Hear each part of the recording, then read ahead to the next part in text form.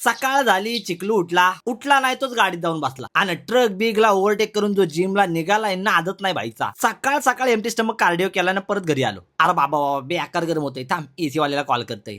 Hello, अरे भाई AC बसवायची आहे, ये घरी. ये क्या बक रहे हो मादर. आता तो येईपर्यंत खालच्या टेबलातून मस्त पैकी डॉक्टर चॉईसचे बनाना कॅरमल ओट्स काढतो. एक काचेचं भांड न एक वजन काटा आणि नवीन बॉक्सची जी हालत करत घेतलंय, आतल्या पिशवीला फाडून तर त्याचा जागेत जीव घातला. तिला फाडता मागून चड्डी फाटली.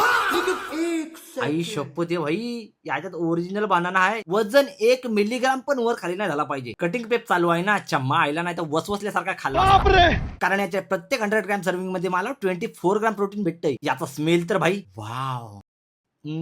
त्याला फ्रीज मध्ये ठेवायला गेलो तर लगेच एसी वाला आला. त्याला बोललो भाई मुंडी खाली करून काम कर, नाही तर मुंडी खिडकीत पडत. मतलब वो अलग ही लेवल का बंदा था.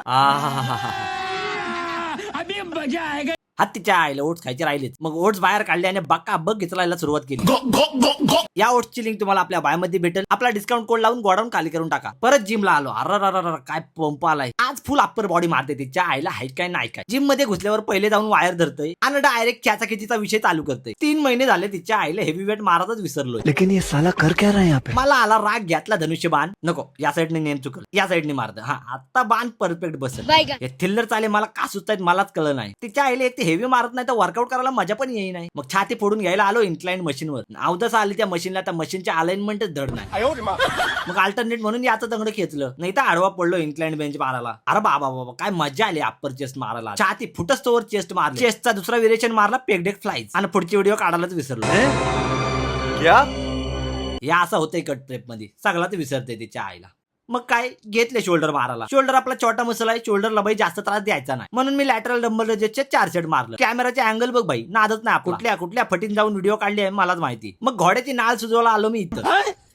अरे भाई आपला ट्रायसेपचा पण एकच व्हेरिएशन आणि 2 सेट मारलं आणि हातावरची बेडकी फुगवाला बायसेप कर्ल मशीनवर येऊन बसलो. अरे बाप बायसेप बघ असला सेक्सी दिसते बाबा. अजून थोडे दिवस मग तुम्हाला दाखवतोय एक श्रेडेड बॉडी नेमकी कशी दिसत असते. पाच झालं भाई, माझा थोबाड दुखा लागला. यो गायबाने मारत बसेल. कसं दिसतान मग बायसेप. बस चल आता पोजिंग करू. तर मित्रांनो, ही आहे माझी कॉम्पिटिशनच्या 22 दिवस आधीची कंडिशन आणि यावेळी मी तुम्हाला दाखवून देणार आहे एक श्रेडेड चॅम्पियन स्टेज वरती कसा दिसतो. बाकी आपली कंडिशन आवडली असेल तर व्हिडिओला लाईक करा आणि जर तुम्ही बिगिनर असाल तर हा वर्कआउट नक्कीच ट्राय करा. अशाच आणखीन कॉमेडी आणि इन्फॉर्मेटिव्ह वर्कआउट व्हिडिओसाठी आपल्या भावाला फॉलो करायला विसरू नका. व्हिडिओला कुत्र्यासारखा शेअर करा. तोपर्यंत आलो तलवार घेऊन.